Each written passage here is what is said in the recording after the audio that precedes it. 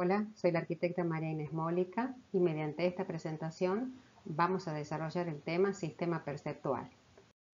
El mismo se corresponde a la unidad temática 2, denominada Fenomenología del Espacio, cuyo objetivo es comprender el vínculo que existe entre la percepción y la arquitectura. La clase se va a desarrollar en base a estos dos temas principales relacionados con el sistema perceptual: la estructuración de la imagen y la percepción visual de la forma arquitectónica. ¿Por qué y para qué estudiamos la teoría de la percepción? Porque la arquitectura es el arte inevitable. Despiertos o dormidos, durante las 24 horas del día, estamos en edificios, en torno a edificios, en los espacios definidos por ellos, o en paisajes o ambientes creados por las manos del hombre. La arquitectura, que nos afecta constantemente, configura nuestra conducta y condiciona nuestro estado de ánimo. Por lo tanto, al ser la forma arquitectónica el elemento más específico y concreto de la arquitectura, y la persona el destinatario y quien la experimenta y habita, debemos conocer y comprender los mecanismos que intervienen cuando percibimos las formas y los espacios. Comencemos por esta definición. La percepción es el proceso inicial de la actividad mental mediante la cual el cerebro interpreta la información que nos llega del mundo a través de los sentidos o de la memoria y genera las sensaciones de olor, color, sonido, etc. Es decir, que este proceso no comienza en los sentidos, como sostenían los psicólogos del siglo XIX, sino que el cerebro es el órgano que le da sentido a esa información. Este gran aporte fue planteado a principios del siglo XX por estos científicos alemanes, quienes elaboraron una teoría llamada Gestalt, mediante la cual sostenían que solo a partir de la percepción de la totalidad, el cerebro puede percibir, decodificar y asimilar una imagen o conceptos. Estas totalidades o conjuntos poseen leyes propias y éstas rigen sus elementos. Para captar estas totalidades y lograr una imagen comprensible de lo que vemos, el cerebro se vale de estrategias, denominadas también criterios o leyes de la Gestalt, que rigen nuestro modo de captar visualmente nuestro entorno, priorizando el todo y no la suma de las partes. La palabra Gestalt no tiene una traducción directa, pero podemos traducirla como forma, perfil o contorno, configuración, estructura. Más adelante vamos a profundizar en cada una de ellas. Como la información que nos llega se compone de muchos datos, durante este proceso extraemos y seleccionamos de manera organizada lo más relevante de ella, haciendo una síntesis en busca de lo cualitativo de los objetos, siendo una de esas cualidades la forma. Si bien las leyes o criterios tienden a ser las mismas para todos, la percepción va a estar condicionada por la edad, la historia personal, o sea, las experiencias vividas, la memoria cercana, en relación a los recuerdos recientes, que colaboran todo el tiempo situándonos y ubicándonos en el espacio que nos encontramos y la comprensión que tenemos de él, aspecto que lo vamos a retomar en el siguiente punto. Por otro lado, la memoria lejana, que nos vincula con nuestras primeras experiencias de exploración del espacio, aspecto que desarrolla el arquitecto Palasma en su texto. Y en último punto, la escala de observación, que implica la distancia a la que se perciben los hechos, aspecto que vamos a retomar en el último punto, como último punto de esta clase. Pero también depende del contexto tangible e intangible al que pertenece la persona y que influyen en la comprensión de la realidad, en los modos de percibir y en los modos de habitar. Por ejemplo, pensemos en las técnicas constructivas, el paisaje y los modos de vida que difieren considerablemente de un continente a otro. Por lo tanto, concluimos que la percepción no es universal, no es absolutamente personal, pero requiere un cierto grado de convencionalismo. Retomando el tema de las leyes o criterios de la Gestalt, veamos algunos conceptos muy sintéticos de cada una de ellas, que luego ustedes van a profundizar con otros textos y algunos videos. Vamos a comenzar con la figura fondo, que no está presente en este gráfico porque no está considerada una ley o criterio, sino que representa la organización básica por la cual reconocemos una figura por su contorno o perfil que podemos ubicar en el espacio y que tiene un alto grado de contraste que lo destaca de un fondo homogéneo y constante. Esto no solo se ajusta a las cosas visibles, por ejemplo, mi voz en este momento se destaca de un fondo de silencio, logrando captar la atención de ustedes. Ahora, valiéndose de la importancia de estos principios y de las limitaciones de nuestro sistema visual, muchos artistas han creado ilusiones ópticas, algunas mucho más complejas que esta, que incluyen más de una imagen, como sucede en este caso que vemos el rostro de una mujer o el perfil de un saxofonista. O la ilusión de un espacio tridimensional, como la escalera imposible de Escher, que nos desafía con los juegos de perspectiva, de luz y sombra, y de profundidad que escapan a nuestra lógica, produciendo en nosotros cierta contradicción, ya que cada personaje tiene su propio centro de gravedad. Este aspecto de los indicios de profundidad lo vamos a desarrollar más adelante. Respecto a la pregnancia, es un criterio relacionado con el modo en que se organizan los elementos para poder percibir una buena forma. Por ejemplo, cuando los círculos organizados en fila adoptan esta otra organización, la interpretamos como un cubo, o sea, una forma que se caracteriza por ser simétrica, regular y estable, una forma geométrica que nos resulta muy familiar. Pero la pregnancia también está muy relacionada con la simplicidad, porque cuando percibimos un objeto no lo hacemos en parte, sino que lo hacemos globalmente buscando la estructura formal unitaria lo más definida y simple posible. Recordemos que estructurar es establecer las leyes que regirán y mantendrán ese orden. Por lo tanto, para lograr ese objetivo de unidad sin ambigüedades, las leyes operan de manera conjunta. Mediante el criterio de proximidad, tendemos a percibir como unidad los elementos que están próximos, algo que no sucede con las formas que están aisladas. Mediante la igualdad o semejanza, tendemos a clasificar la información según el grado de semejanza. Lo que es muy repetitivo capta nuestra atención por encima de aquello que es poco frecuente o difuso. Mediante la continuidad, tendemos a continuar una forma como se empezó, en base a la información que dispongo, no agrego nuevos datos. Supongo que los círculos continúan y que en el caso del triángulo, aunque no esté completo, cierro la figura porque la información se concentra en el punto donde cambia la dirección. Lo que denominamos ley de cierre, que guarda una íntima relación con el concepto de pregnancia porque necesita de una buena información y de una buena organización.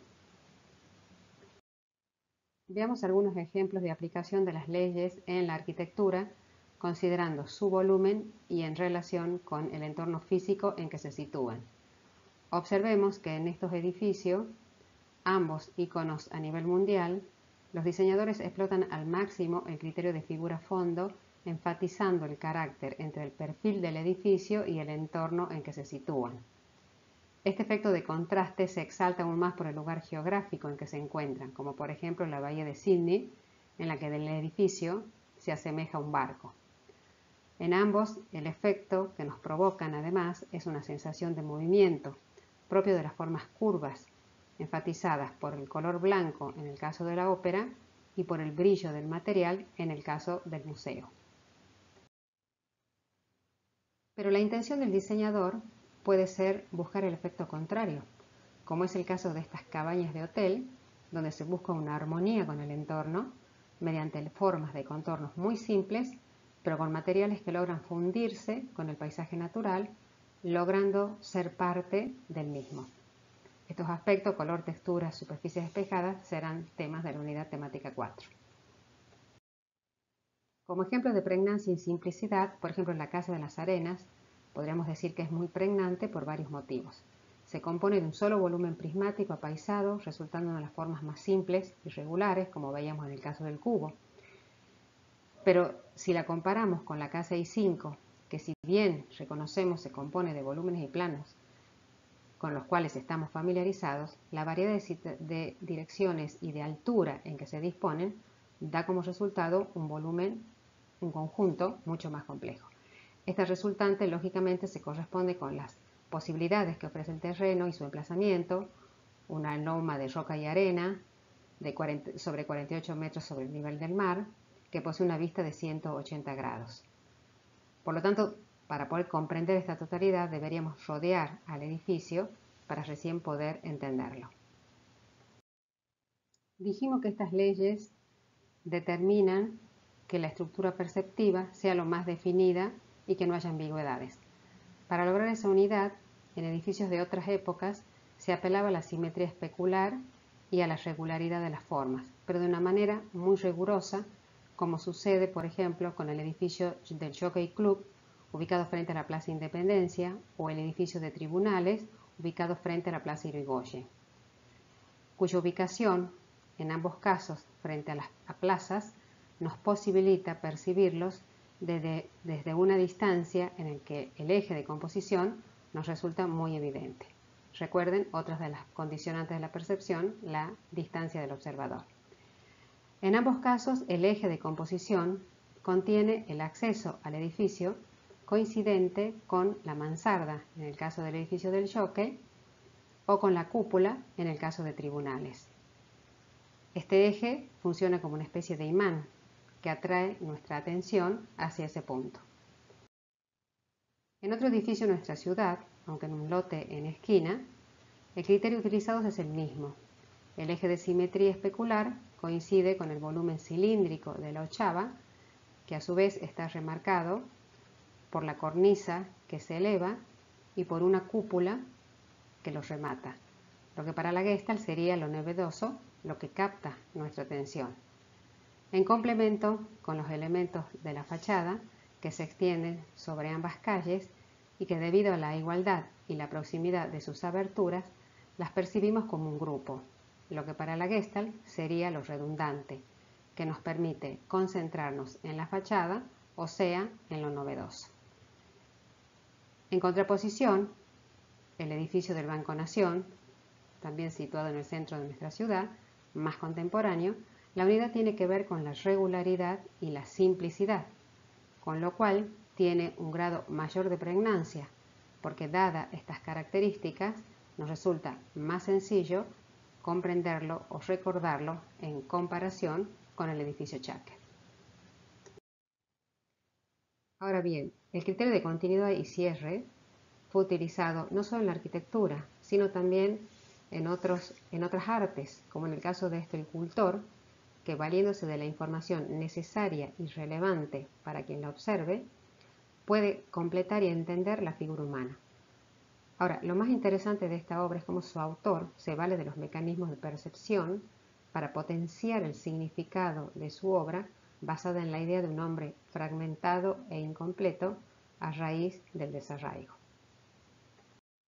En el caso de la arquitectura, como por ejemplo este centro cultural, dada la distancia del observador y debido a la curvatura, la trama estructural y los seccionamientos en diagonal de los volúmenes, suponemos que los mismos continúan de igual forma y de manera descendente. O en este otro caso de viviendas de lujo en Dubái, en el que la diagonal en que rematan los planos curvos nos transmiten una sensación de inestabilidad y tendencia al completamiento y al cierre de la elipse. A modo de cierre de este primer punto, podríamos sintetizar o destacar los conceptos más importantes. Ver es comprender visualmente, y esto significa crear una estructura visual formal que nos permita crear una imagen inteligible. Esa estructura se capta como una totalidad organizada en la cual las leyes o criterios son las que rigen y determinan dicha organización. Esta totalidad se construye con base de experiencias, de la cultura, de la percepción, de sentimientos, emociones y aprendizajes pasados. Ahora vamos a desarrollar el segundo punto, percepción visual de la forma arquitectónica. Es decir, todos los conceptos que acabamos de ver, pero aplicados en profundidad a la forma y al espacio.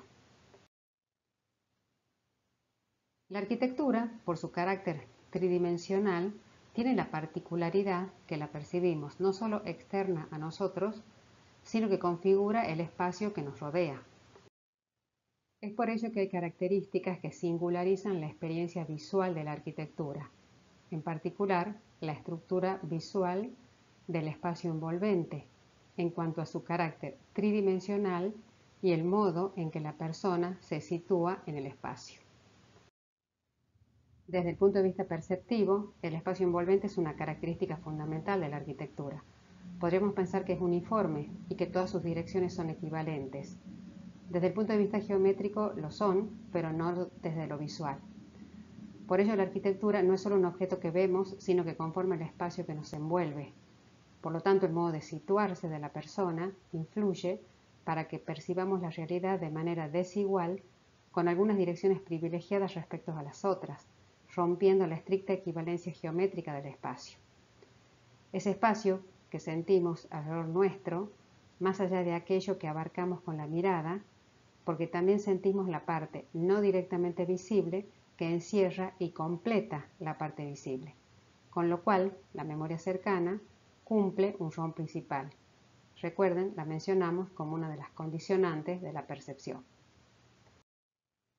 Este aspecto está relacionado con el sistema visual, en particular con la visión periférica, porque si bien nuestro campo visual posee además un área en que la visión es aguda y detallada, la visión periférica nos avisa de los cambios y los movimientos que se suceden en la periferia de ese campo visual, y que si bien se perciben de forma vaga y global, nos avisan que algo está ocurriendo y nos ayuda a orientarnos en el espacio.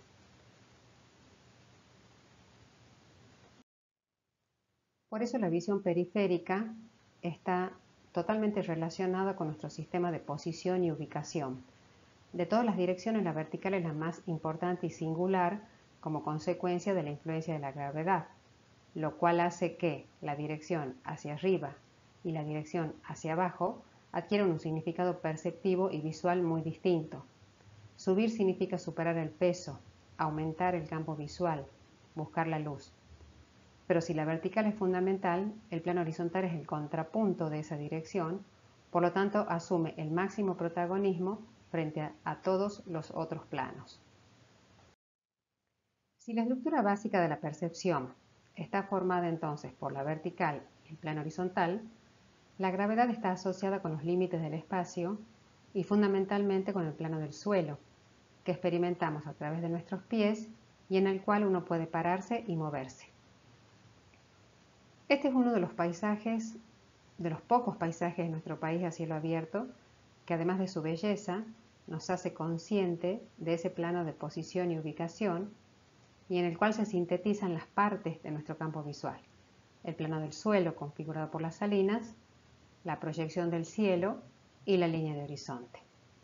El plano base parece extenderse de manera casi infinita, sin referencias de objetos próximos o cercanos, lo cual refuerza aún más la inmensidad de este paisaje, excepto las montañas que están a lo lejos y cuyo color nos da cuenta de esa lejanía, fenómeno conocido como indicios de profundidad. Y así sea un paisaje natural o un paisaje urbano, el plano del suelo siempre nos hará consciente de nuestra posición y ubicación en el espacio. Los alzados o los frentes de los edificios que visualizamos tienen un protagonismo en la estructura formal y por lo tanto en la imagen mental que nos construimos de ellos. O sea, estamos dando mayor importancia perceptiva a lo que se nos presenta en vertical que a lo que está en horizontal, que en el caso de un parque o una plaza serían los árboles.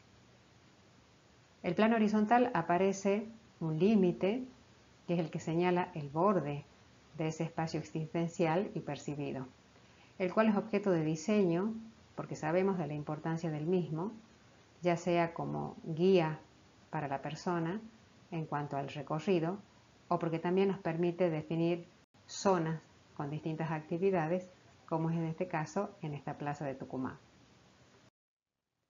De modo que, como síntesis de este segundo punto, podríamos decir entonces que la estructura visual, en particular la visión periférica, nos ayuda a orientarnos en el espacio.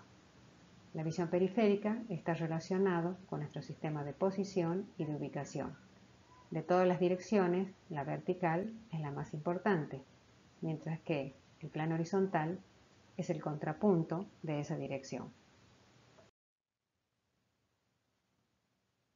Los elementos de esa estructura visual básica, la dirección vertical, el plano horizontal y los límites que acabamos de ver, no son irrelevantes en la percepción de la arquitectura. Existen fuerzas visuales que establecen las relaciones entre las partes y que tienden a equilibrarse visualmente en el conjunto. Esas fuerzas generan focos de atención y provocan sensaciones tales como de equilibrio, peso o inestabilidad. La dirección vertical y el plano horizontal confieren un papel singular a la relación del edificio con el plano de la tierra. El peso del edificio, que se percibe como un peso visual, se compensa con el contrapeso que opone el suelo.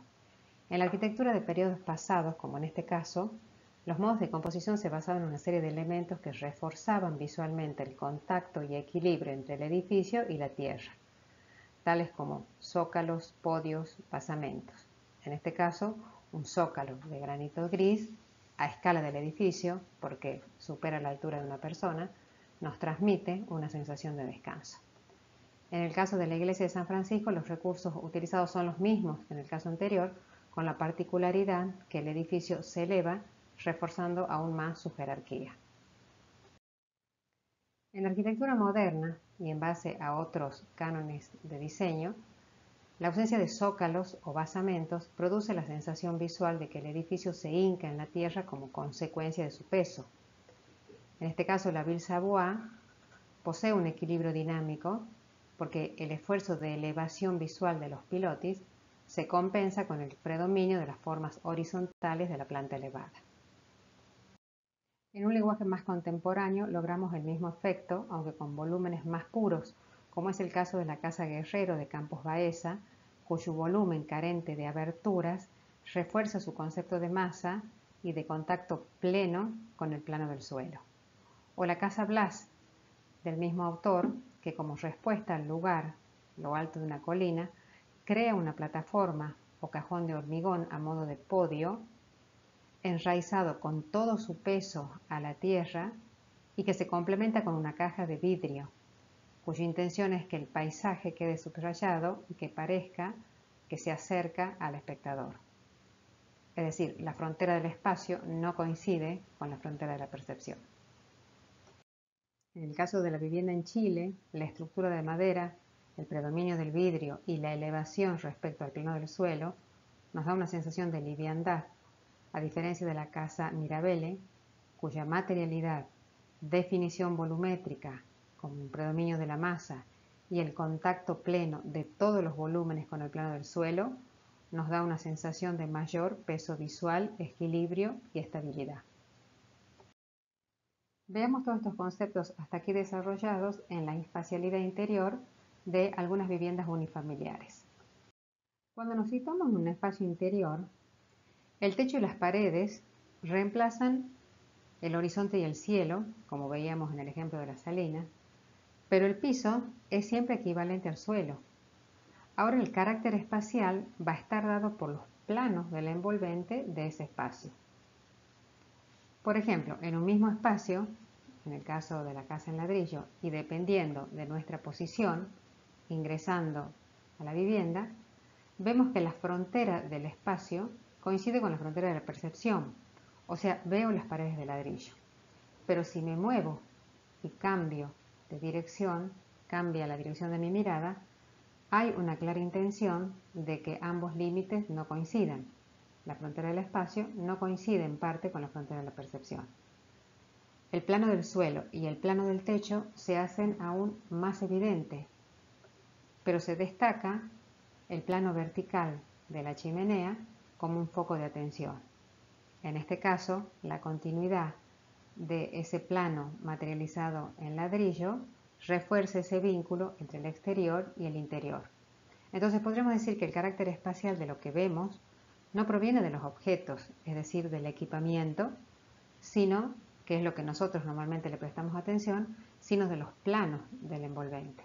O sea, acá tendríamos el concepto de figura-fondo aplicado al espacio.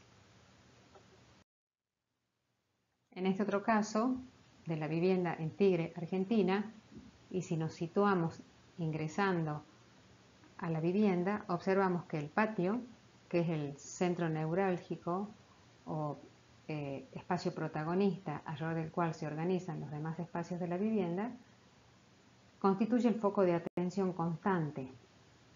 Si nos movemos y nos situamos en el espacio social de la misma, observamos que las visuales siguen estando orientadas a ese foco de atención, no solo por el grado de luminosidad, sino también por el tamaño, por la ubicación, que se complementa además con el uso del color blanco, lo cual refuerza la idea de continuidad en todo el interior de la vivienda.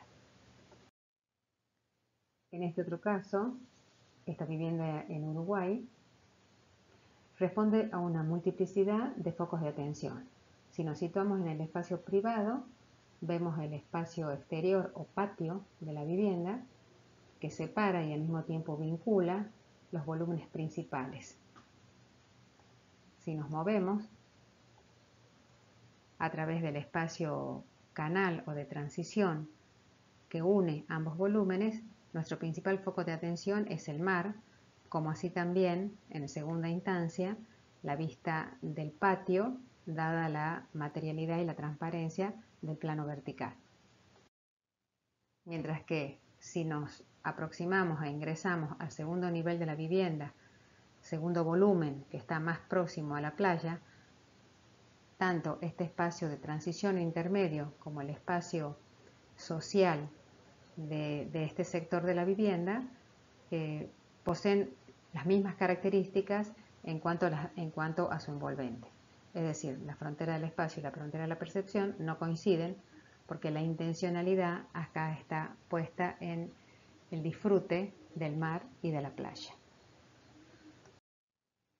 Bueno, como último punto entonces, para concluir con la clase y con la percepción visual de la forma arquitectónica, vamos a ver los indicios de profundidad. El último aspecto es el relacionado entonces con la profundidad, que es una dimensión básica en la percepción e interpretación del espacio. Nuestra mente infiere un mundo tridimensional a partir de una serie de indicios que dan cuenta de la distancia y profundidad del espacio que nos rodea. Pero como no disponemos de receptores sensoriales específicos que capten directamente el espacio, la vista y el cerebro trabajan de manera conjunta.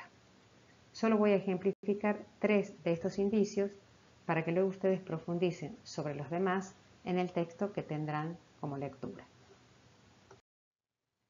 La transición luz-sombra es el factor que mediante cambios de luminosidad nos da indicio de la profundidad de los volúmenes, de los espacios y de los objetos que percibimos. Por ejemplo, continuando con la casa de Matías Clot, vemos que en este prisma rectangular, el que está más próximo a la playa, el cambio brusco de luminosidad entre sus caras refuerza su perfil. Este efecto se ve aún más reforzado porque el edificio se encuentra aislado, por lo tanto su contorno tiene como un fondo el plano de proyección del cielo. Otro ejemplo de figura-fondo. Los grandes vanos nos dan indicios de la existencia de esos espacios que acabamos de analizar, generando un fuerte contraste de luz y sombra entre los planos de la fachada y los espacios allí contenidos. Al igual que en la casa de ladrillo, este espacio de fuerte carácter perceptual, el piso y el techo es lo que más predomina. Por lo tanto, la continuidad está dada por el paisaje, que parece aproximarse aún más a la persona que lo contempla. Respecto a la perspectiva con textura, está referida a la relación que existe entre la distancia del observador y la textura que percibe. Es decir, qué aspecto toman los materiales en relación con la distancia en que nos encontramos. Este concepto es muy importante tener en cuenta para decidir cómo queremos que se vean nuestros edificios a medida que nos aproximamos a él. En la imagen de la izquierda vemos que las baldosas y las juntas del piso se distinguen claramente desde cerca, mientras que a medida que se alejan se perciben como líneas y luego como tonos. Este efecto es lo que nos da una referencia de dónde estamos, la distancia que nos queda por recorrer hasta el edificio, del cual solo en este caso solo distinguimos su contorno y su fachada, pero como un plano. Mientras que en una distancia más cercana, en la que el perfil irregular se destaca aún más, percibimos el efecto de la luz y la sombra por el carácter plástico de la fachada.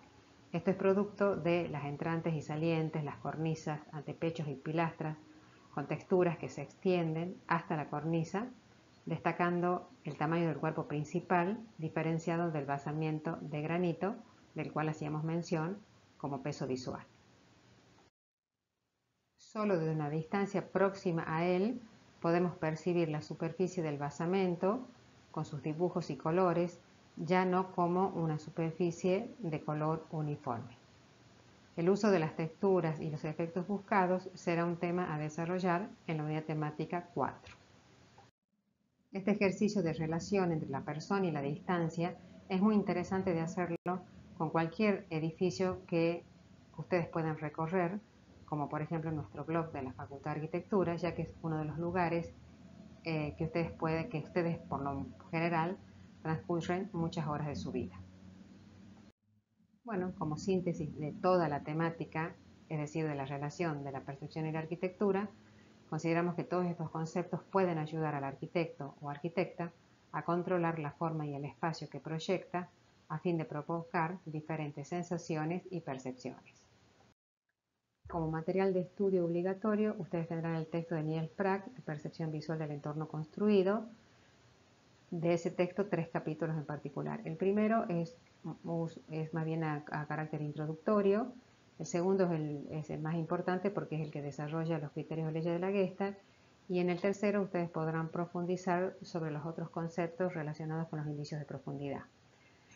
También tienen acá a disposición en el aula virtual 2 videos del científico argentino Golombek, que de manera muy entretenida y dinámica nos cuenta otros secretos acerca de la percepción visual. Bueno, espero que les sea de utilidad y nos vemos en la próxima clase. Muchas gracias.